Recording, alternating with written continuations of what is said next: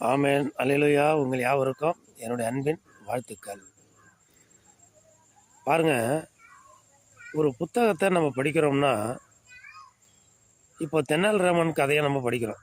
தெனாலிராமன் ஒருத்தர் அந்த நாட்களில் வாழ்ந்திருக்கார். இப்போ தெனாலிராமனுடைய எல்லா கதையும் நம்ம படித்தாதான், ஒரு புத்தகத்தை படித்தாதான் அவர் எங்கே பிறந்தார், எப்படி வளர்ந்தார், அவங்க அப்பா அம்மா பேர் என்ன, அவருடைய வாழ்க்கை வரலாறு நம்ம தெரிஞ்சுக்கலாம். அதே போல் காந்தியடிகளை குறித்து நம்ம படிக்கிறோம், தந்தை பெரியாரை குறித்து படிக்கிறோம், அறிஞர் அண்ணாவை குறித்து படிக்கிறோம், கலைஞரை குறித்து படிக்கிறோம்,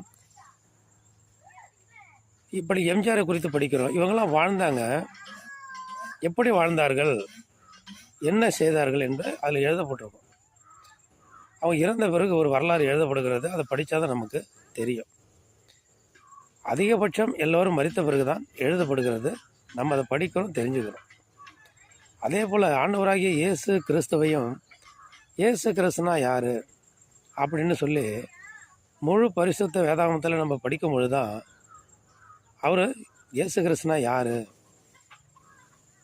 அதுக்கு முன்னாடி அவர் எப்படி இருந்தார், அவர் இறந்த பிறகு 3ஆம் நாள் உயிரோடு எழுந்தார், உயிரோடு எழுந்து எங்கே போனார், பரலோகத்தில் இருக்கார், இப்படிலாம் எழுதப்பட்டிருக்கிறத நம்ம படிக்கிறோம். அவர் தான் ரட்சகர், அவர் தான் ஆண்டவர், நம்ம அறிந்து கொள்கிறோம்.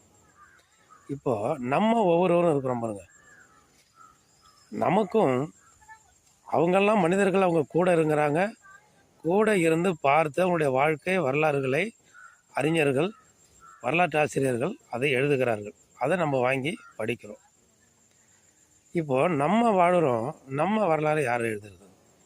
இந்த பூமியில் பிறந்து வாழ்கிற ஒவ்வொரு மனிதனையும் குறித்து நம்ம எழுத வேண்டாம். நமக்குன்னு நியமிக்கப்பட்டிருக்கிற ஒரு தூதர் இருக்கிறார். அந்த தூதர் என்ன பண்ணுவார், நம்ம வினா தெரிந்த நாட்களில் இருந்து மரிக்கிற வரையில் நம்ம செய்கிற எல்லாவற்றையும் ஞாபக புஸ்தகம் என்கிற புத்தகத்தில் எழுதி வைக்கப்படுகிறது. அப்போ நம்ம வாழ்ந்த வாழ்க்கை முறையை நம்ம மரித்த பிறகு நியாய தீர்ப்பு நாளில் படிக்கப்படும்.